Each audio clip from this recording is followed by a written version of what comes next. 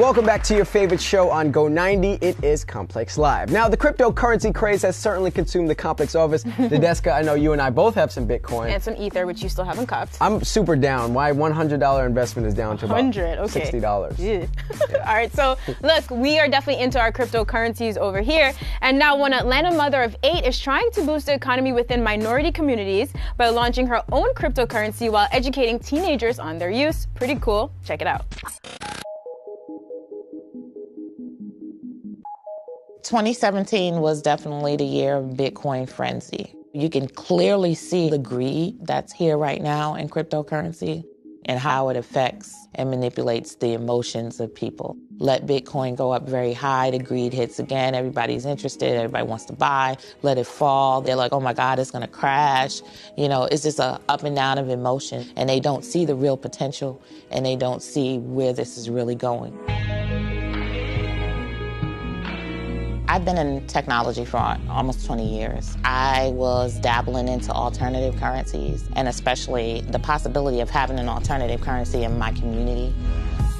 My family used to own a large amount of land in Wilmington, and I've heard stories of owning the beaches and stuff like that, but because of gentrification, that dwindled and dwindled and dwindled. So now I go back to Wilmington and I see no trace of my family. That is very disheartening to me.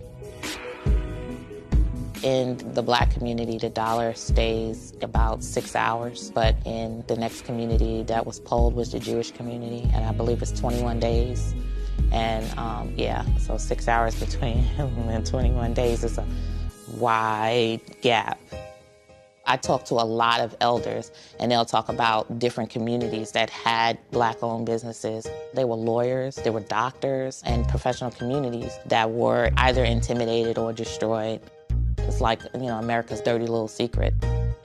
It may be a narrative that we can't build up a professional community, or we can't maintain a community, and that may be something that's stuck in the back of the minds of young people as well, of us not being able to do that. So we have to break that. I'm now very, very serious about legacies, so that's very, very important, especially for the self-esteem and value of young people in the community.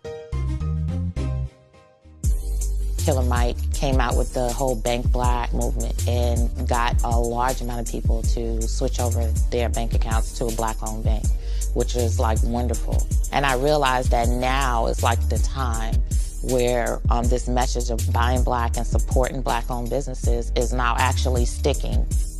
And me, being in technology, I see technology as the vehicle to be able to accomplish almost anything. So automatically, I'm saying cryptocurrency, I'm like, oh, so I'm going back to my old thoughts of this currency, or how this would be so great in our community.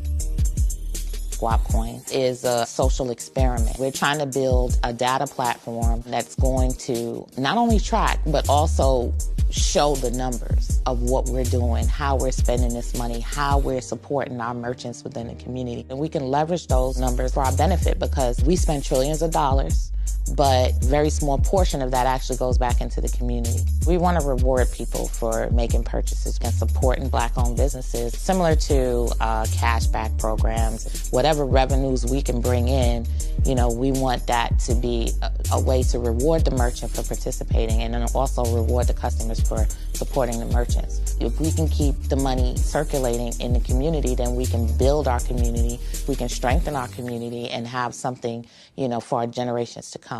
We got to talk about that homework assignment. Did you tell your teacher about the homework assignment? I'm a mompreneur. Running my children is like running one of my businesses. Guess what we getting ready to have, y'all? What? Pizza. Yay! My kids are certainly going to follow in my footsteps. This intrigues them, this whole concept of finances, and I've constantly told them about it. I'm like, oh, this is guap. This is what we're doing. For $1, you actually get 300 guap. What are you going to do with the guap? It's very important to educate young people on cryptocurrency, because it is the equivalent of giving them the keys to the world. What's going on with cryptocurrency and blockchain, this is the new internet. We don't want any children to be left out.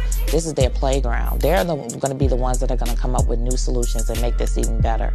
And for me, helping urban kids get more access to it is very important, because you know, I'm looking at these kids out here, you know, you got kids working at McDonald's, you got kids working here. They could get on a computer, and I tell them, as long as you have a computer you have a tool to make a lot of money. If you only knew the avenue by way you can create anything, you know, it's there, it's in your hands. So, you know, it's very, very, very important to me that young people get this, because this is it. This is the keys. They're going to create a whole new financial system.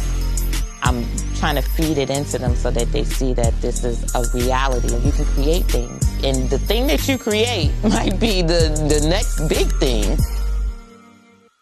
All right, guys, so Guap coin is still in the ICO phase, so look out for